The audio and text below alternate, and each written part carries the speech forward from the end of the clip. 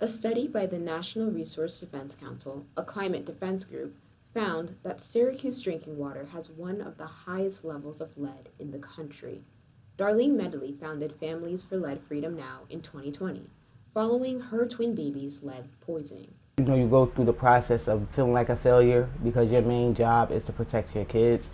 And so to learn that your child was poisoned, especially in your home, it kind of really plays tricks on you. You know what I mean? Darlene lives in Southside Syracuse, and last week, residents of her neighborhood received postcards from the city directing them to the City of Syracuse service pipeline map.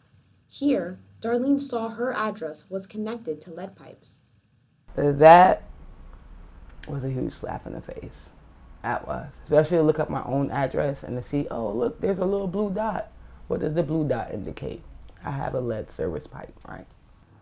Darlene's activism has gotten her the chance to speak to local officials about her community.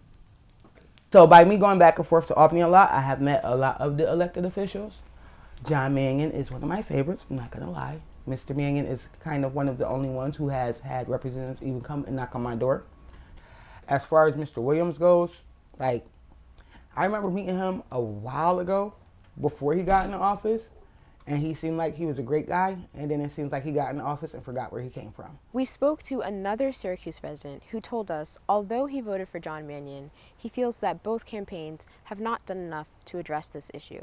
I feel like I'm someone who's aware of issues and I'm like paying attention. If it took me so long to find out, I think a lot of people aren't hearing about it and it isn't being talked about enough. And so I think for John Mannion or Brandon Williams, it really needs to be a center part of their issues, of what they're talking about.